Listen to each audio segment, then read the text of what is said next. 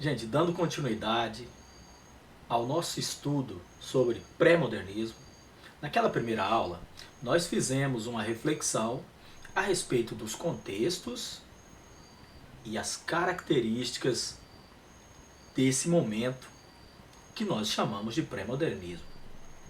Nós também tentamos compreender por que o pré-modernismo não é uma escola literária e por que ele é apenas chamado de transição. Nesta aula agora, nós vamos tentar também entender a dimensão da obra do Euclides da Cunha para tudo isso. As características dessa obra, as características desse homem chamado Euclides da Cunha. Primeiro, Euclides da Cunha, é muito interessante a história de vida dele. É uma pessoa que começou em exatas, é engenheiro. Fica até... Parece que a gente pensa que o pessoal de exatas não gosta da arte literária e tal. E aí surge o Euclides da Cunha, um engenheiro que acabou se tornando militar. Na época ele era fã demais de Floriano Peixoto. E então ele acabou entrando para a vida militar. E depois, vai daqui, vai dali, a vida segue e ele acabou se tornando jornalista. Um bom jornalista. Ele trabalhava para o Estado de São Paulo. Seria o equivalente hoje a uma Folha de São Paulo, a um Estadão. E Euclides da Cunha, então, acaba se tornando correspondente durante os eventos que se passaram na Revolta de Canudos. É bem nesse momento que ele acaba vivenciando a maior aventura de sua vida. Como correspondente? O que é um correspondente de guerra? Um correspondente de guerra é aquele que, de certa forma, ele está ali para cobrir aqueles eventos. E em se tratando da mídia daquela época, se a mídia hoje é poderosa, imagina naquele momento que o jornal era, o que ele dizia era verdade. Hoje ainda a gente tem muitas fontes, a gente compara, a internet colocou em xeque a noção de verdade. Naquele momento, o que a mídia dizia era verdade. E Euclides da Cunha, então, que sai nesse primeiro momento para ser um mero correspondente, porque a República queria mostrar que aquele vilarejo, que aquele lugarzinho chamado Canudos, não era um lugar sadio, não era um lugar bom para seres humanos. Era para dar um basta naquilo, botar aquele pessoal para correr. Euclides da Cunha foi lá para mostrar a ação da República na prática. A República queria fazer disso uma grande pirotecnia. E ele acaba voltando de lá com um material de um documento de uma dimensão tão interessante, porque ele foi uma das testemunhas de um massacre. Ali nós massacramos milhares e milhares de pessoas. E ele voltou com esse documento. Documento que depois de 5 anos ele resolve usar como matéria-prima para um romance chamado Os Sertões, que foi publicado em 1902 e é considerado a nossa origem do pré-modernismo. Tem outras obras, mas não tem tanta relevância quanto Os Sertões. Os Sertões, gente, só para ter uma ideia, está entre as obras produzidas em língua portuguesa, dentre as mais poderosas até hoje. Está entre as maiores obras de língua portuguesa já produzidas até hoje. Muitos, inclusive, comparam Euclides da Cunha com Machado de Assis.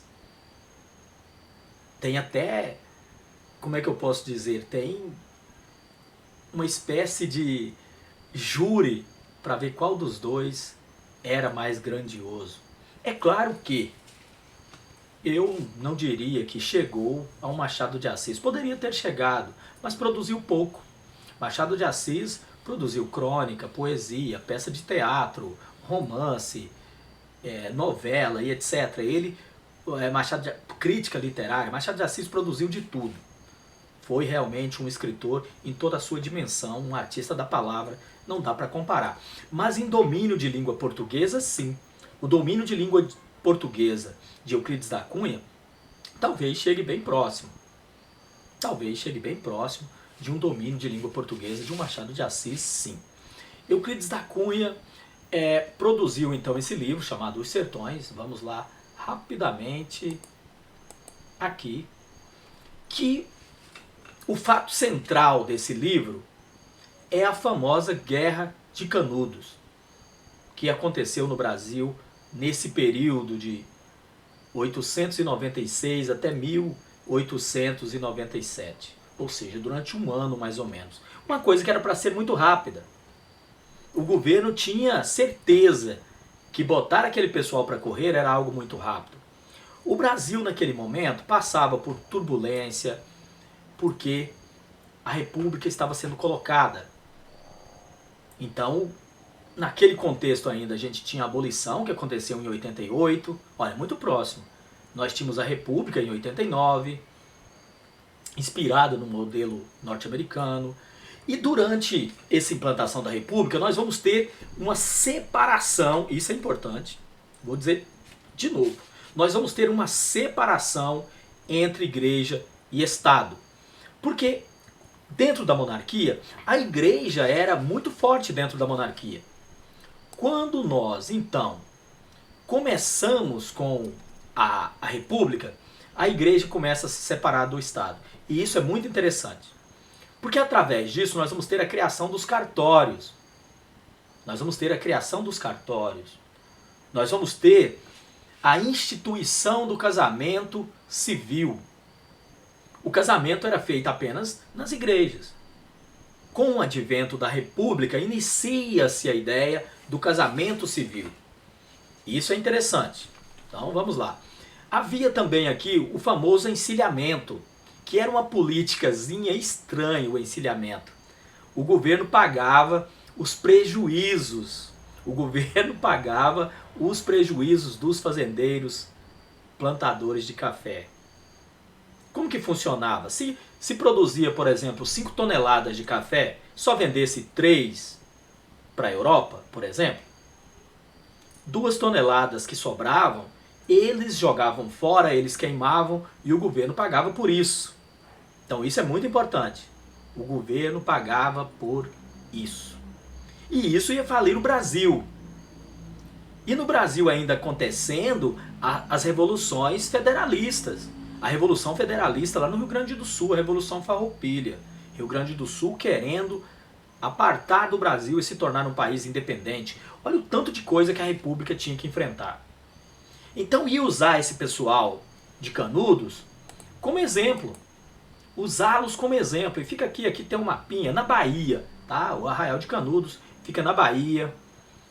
E uma fazenda abandonada ali, eles então começaram a se aglomerar. Antônio Conselheiro, que a gente sabe pouco sobre seu passado, dá para saber que era um homem religioso, inclusive até levado para o lado do fanatismo, meio que profeta. E quando ele se instala nesse lugar, instala-se com ele outras pessoas. E isso vai atraindo gente pobre, carente, faminta, miserável, de toda aquela região. E aí surge então os fazendeiros que começam a questionar, porque era mão de obra. Esse argumento é muito interessante. Os fazendeiros começam a implicar com aquele aglomerado. Só para vocês terem uma ideia, ali tinha por volta de 25 mil pessoas. Nesse lugarzinho chamado Canudos, tinha por volta de 25 mil pessoas. Era uma das aglomerações humanas, era uma das maiores aglomerações humanas naquele momento. Chega-se a dizer que talvez fosse a segunda ou terceira maior cidade da região Nordeste, perdendo para poucas cidades ali. E então os fazendeiros começam a ficar chateados, porque o pessoal começou a ir morar ali e eles eram meio que um grupo socialista. Eles plantavam, dividiam o que eles plantavam. Uma terra muito ruim, porque era uma fazenda abandonada. Gente, para abandonar uma terra é porque ela já não prestava para nada. É terra ruim, terra que não dava nada. Terra improdutiva, literalmente improdutiva, e que mesmo plantando não prestava. O Arraial de Canudos era um lugar que não prestava para plantar, porque senão algum fazendeiro jamais iria abandonar esse lugar. E lá então eles ficam lá. E começa o desentendimento então desses fazendeiros, eles começam a questionar e tal, e inventam desculpas jurídicas para ver se a polícia vai lá e bota esse pessoal para correr. E não dá outra. É claro que eles vão lá tentar colocar esse pessoal para correr. Só que não foi bem assim. Esses policiais acabam saindo de lá correndo e lutando pela vida. E aí vai repercutindo de tal forma que o governo federal entra na brincadeira. Aí é quando então o governo federal manda soldados e vai fazer lá a famosa intervenção militar. E aí é que começa a coisa. Vão várias expedições tentando colocar esse pessoal para correr, e quanto mais o governo tenta, mais o brio, etc., desse pessoal vai aumentando. Alguns dizem que eles ficaram lá porque se apaixonaram pelo lugar e começaram a sentir que pela primeira vez na vida eles tinham um lugar que era deles. Alguns dizem que foi a questão do fanatismo religioso. Antônio Conselheiro, para eles, era uma espécie de Messias. Era visto por eles como uma espécie de Messias. E eles, em uma dessas expedições do exército, eles vencem essa expedição. E é claro que eles conseguem uma ou outra arma. E eles começam a pensar então que eles eram protegidos por Deus e que nada poderia tirar eles de lá. Uma teima muito grande, uma paixão muito grande, e eles resistem até o fim. E é esse que é o problema. Resistir até o fim, e aí isso vai dar a noção do massacre que nós vamos ter por lá. O livro, vamos falar um pouquinho do livro. O livro dividido em 3 partes. É um romance por volta aí de umas 500, 600 páginas. E ele dividido em 3 partes. A linguagem é uma linguagem realmente padrão, um português muito bem escrito, mas uma obra muito detalhista, uma obra que descreve muito. Das 3 partes, por exemplo, que é a terra, o homem e a luta, 3 partes, a terra, o homem e a luta. A parte da terra, que é quase 1/3 do livro, só fala realmente sobre a terra. Só fala sobre a terra. Um livro muito bem escrito, mas pseudocientífico, com aquela visão positivista do homem ser produto do meio. Inclusive, as 3 partes levam a essa lógica. Olha a terra, uma terra improdutiva, uma terra que não prestava para nada, e ele vai descrever o clima, a seca, o tempo, todas as arvorezinhas tortas, árvores isso, árvores aquilo, espinhosas. Ele vai falar de tudo isso. Ele vai falar da paisagem em si, quase 1/3 do livro. Ué, professor, mas isso é romance? É romance, gente. A noção de romance é diferente, tá? Não precisa de ter um elo romântico aqui. Então, primeira parte é essa. Que tem até um trechozinho, ó. Um trechozinho que você lerá na parte da terra. Os vales secos fazem-se rios, insulam-se os cômoros escalvados, repentinamente verdejantes. A vegetação recama de flores, cobrindo os grotões escancelados, e disfarça a dureza das barrancas. Então, basicamente, vocês viram, ó, só descrição. 1/3 do livro é isso aqui. Segunda parte é o homem. Novamente, quase 1/3 do livro nós vamos falar desse homem. Como que era o homem que morava ali na região de Canudos? Como que ele se constituiu? Vai falar das crenças desse homem, dos costumes, do comportamento, como que ele surgiu, da fusão do negro com o branco, do índio com o branco, é cafuso. Ele vai detalhar também isso aí. Não é uma parte muito interessante também não. Eu vou ser sincero, eu não vou mentir aqui. É um livro muito bem escrito, mas eu não sei se empolga o leitor de hoje ler algo tão descritivo assim. Aqui um trechozinho, também com a visão carregada do positivismo. Olha como ele fala do homem. O sertanejo é, antes de tudo, um forte. Essa parte é famosíssima. Não tem o raquitismo exaustivo dos mestiços neuristêmicos do litoral. A sua aparência, entretanto, ao primeiro lance de vista, revela o contrário. Falta-lhe plástica impecável, o desempenho, a estrutura característica das organizações atléticas. É desgracioso, desengonçado, torto. E vai falando, é uma feialdade típica dos fracos. E aí ele quer dizer que um homem que tinha tudo para dar errado, pela teimosia, acaba a teimosia sendo sua força. Ele tinha tudo para dar errado. E a última parte, que é a interessante, que é a luta. Mas é como se tivesse, ele falasse da terra, falasse do homem, para chegar na conclusão que é a luta. Ele queria explicar, como se fosse uma tese, que esse tipo de homem, nesse tipo de paisagem, nesse tipo de terra, já que o homem é um produto do meio, que consequência eu terei? Miséria, fome, violência. E é aí que o governo entra com o seu exército republicano e faz a guerra acontecer. Pedacinho da luta. Olha, concluídas as pesquisas nos arredores, aqui realmente, gente, é um desenho do massacre. Concluídas as pesquisas nos arredores e recolhidas as armas, as munições de guerra, os jagunços reuniram os cadáveres que jaziam esparsos em vários pontos. Decapitaram-nos, queimaram os corpos, alinharam depois nas duas bordas da estrada as cabeças. E aí ele vai falando, detalha mesmo como que foi esse massacre. É um documento trágico da história do Brasil.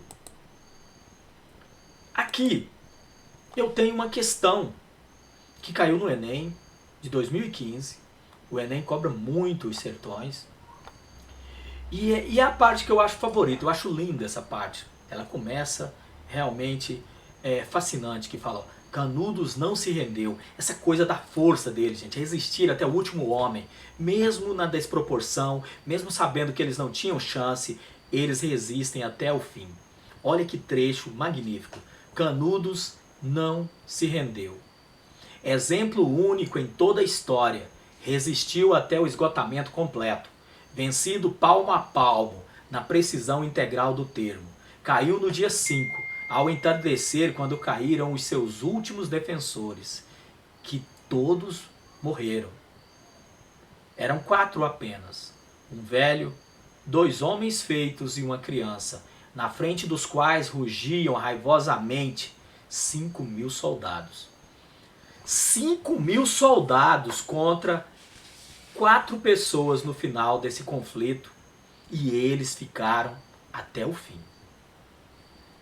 Essa questão perguntava o seguinte, se esse relato faz uso de representação, ele diz, nesse sentido, o autor caracterizou a atitude dos jagunços como uma atitude de manipulação, incompetência, de ignorância e solidariedade, eles eram solidários, solidariedade que fez isso, ou foi bravura e loucura? Bravura porque eles foram bravos e fortes. Loucura porque só louco realmente qualquer outro teria fugido.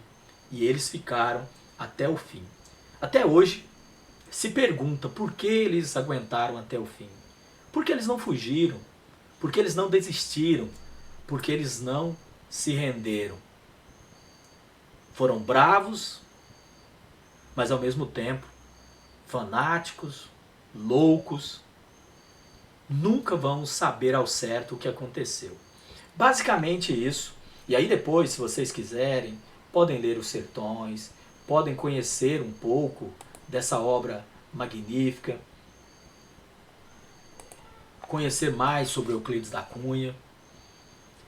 E tem a minissérie Euclides da Cunha, tem o livro Os Sertões, tem o filme que tem o título Guerra de Canudos. Tem uma história escrita depois, um romance que é uma releitura, uma reescrita dessa história por um ganhador do Nobel. O escritor ganhador do Nobel já escreveu sobre Canudos, chama A Guerra do Fim do Mundo, de Lhosa, tá? De Lhosa. É só procurar. A Guerra do Fim do Mundo, de Lhosa, que é um escritor, já foi professor em universidades dos Estados Unidos, ganhador do Prêmio Nobel de Literatura.